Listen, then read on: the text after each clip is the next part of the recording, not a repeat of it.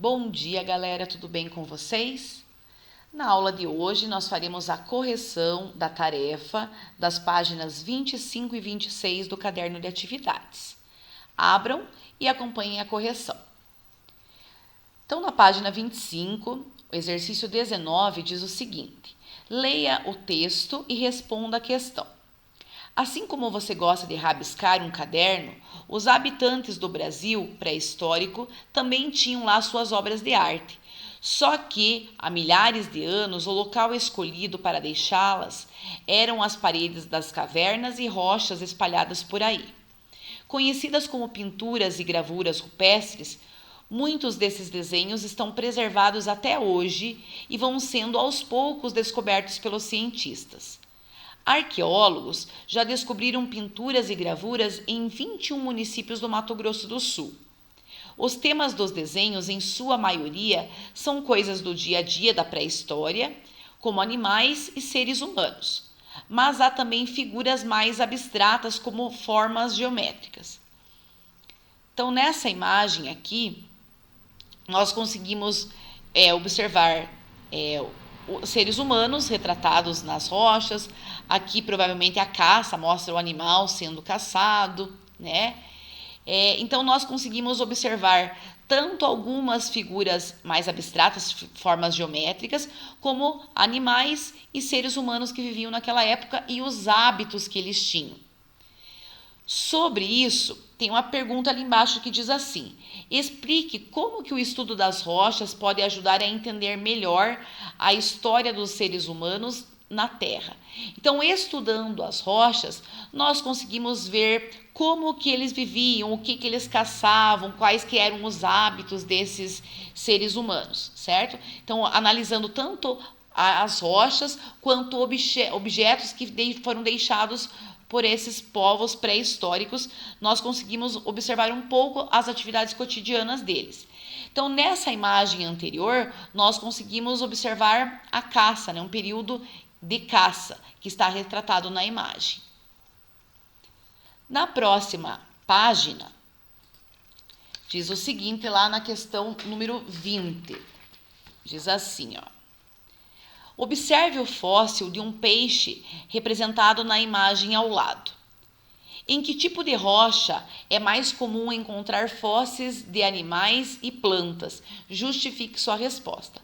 Então, lembrem que após, por exemplo, uma pegada de um animal ou da marca registrada dele numa rocha, que pode ocorrer com a ação de alguns minerais, com a água, esses animais, esses fósseis são encontrados principalmente nas rochas sedimentares. Então, aqui está perguntando em que rocha é comum encontrar. Então, vocês vão responder que nas rochas sedimentares. Então, lembrem que os fósseis são formados após, por exemplo, uma pegada, vão sendo depositados sedimentos. As rochas sedimentares são formadas por 3 passos: a sedimentação, que esses sedimentos vão se acumulando sobre os fósseis. Em seguida vem a compactação, que é devido à pressão exercida por essas várias camadas que vão sendo formadas, elas vão se compactando. E alguns minerais e a água fazem a cimentação. Períodos depois, até pelo desgaste das rochas sedimentares, esses fósseis podem voltar a ficarem expostos. Tá? Então, ali pergunta em que rocha é comum encontrar, então precisam colocar que nas rochas sedimentares e pede para justificar sua resposta. Então, lembrem que as rochas sedimentares são formadas pela sobreposição de várias camadas de sedimentos, certo? Daí, no exercício 21, diz assim: leia o texto a seguir. Encontrada uma das maiores pegadas de dinossauros do mundo.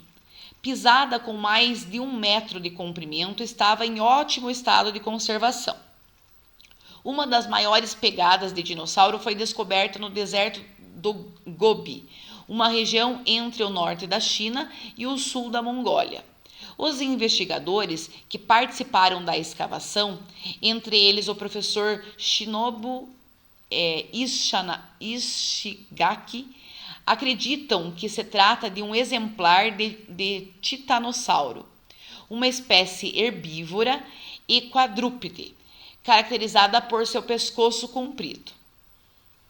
Aqui ao lado mostra, né, ó, a pegada lá, o rastro deixado e uma pessoa deitada para dar a dimensão do tamanho dessa pegada.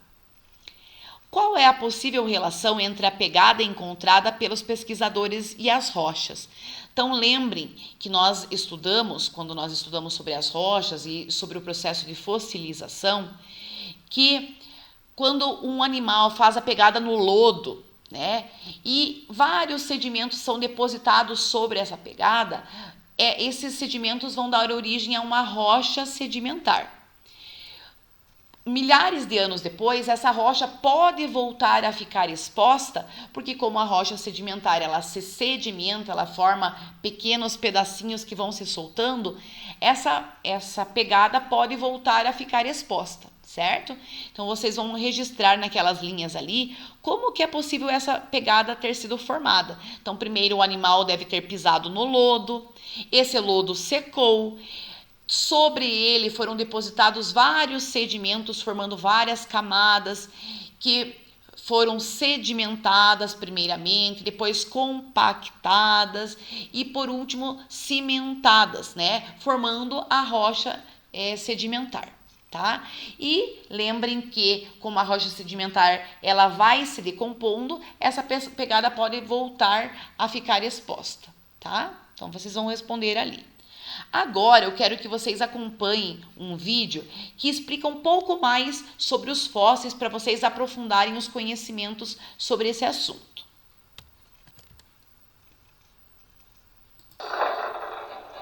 Fósseis. Sabemos que os fósseis são os restos ou vestígios de organismos que viveram há muito tempo.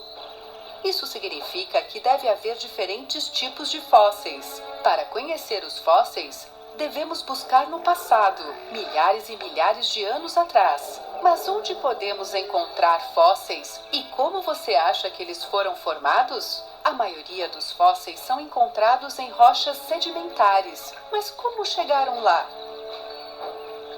Vamos descobrir.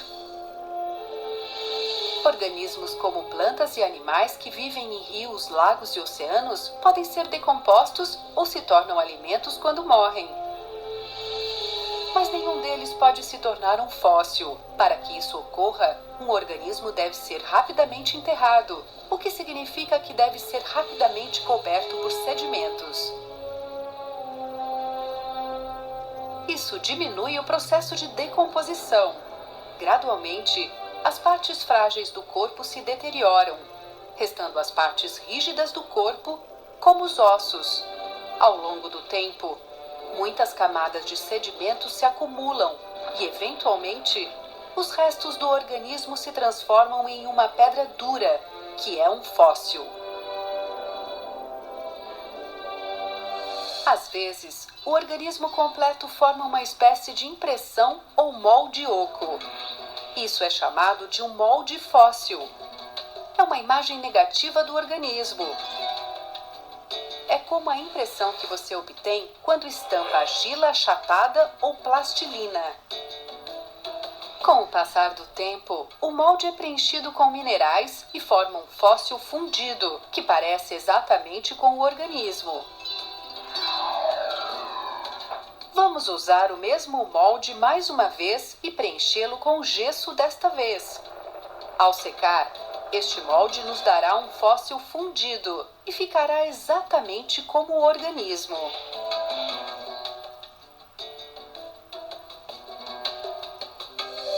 Um outro tipo de fossilização é aquele em que uma parte ou o organismo inteiro é preservado. Veja como ele pode ser formado. Algumas árvores soltam uma substância pegajosa chamada resina. Um inseto pousado sobre a árvore às vezes fica preso e coberto por essa resina. Ao longo de um período de tempo, a resina transforma-se em uma substância transparente, dura, chamada âmbar, e mantém o inseto bem preservado em seu interior. Além disso, o congelamento também ajuda a preservar um organismo, prevenindo a deterioração. Mamíferos como o mamute foram encontrados enterrados profundamente sob o gelo. Existe ainda outro exemplo de corpo fóssil. Antigos poços de alcatrão continham asfalto viscoso e sua superfície estava coberta de água e folhas. Alguns animais que chegavam até lá para beber água ficavam presos e eventualmente morriam. Os ossos desses animais mortos permaneceram perfeitamente preservados no alcatrão. Todos estes são exemplos de corpos fósseis. O inseto preservado na seiva, o mamute congelado no gelo e os ossos dos animais revestidos com asfalto, e eles são raros. Alguns fósseis são formados a partir de impressões ou vestígios de pegadas de animais. Digamos que um animal ande em lama macia e úmida, deixando para trás as pegadas. Às vezes, a lama permanece inalterada e, eventualmente, enrijece, tornando-se uma rocha. Isso é chamado de pegada fóssil. Agora você sabe como os fósseis são formados. Então, por que é importante estudarmos os fósseis? A razão pela qual estudamos fósseis é porque eles nos fornecem informações vitais sobre o meio ambiente, clima, plantas e animais que existiram há milhões de anos. Por exemplo, todos sabemos que as samambaias crescem em um clima úmido. Elas não crescem em um deserto. Mas quando é encontrado um fóssil de samambaia em uma região desértica, o que isso indica? Isso indica que a região devia ter uma boa quantidade de precipitação no passado.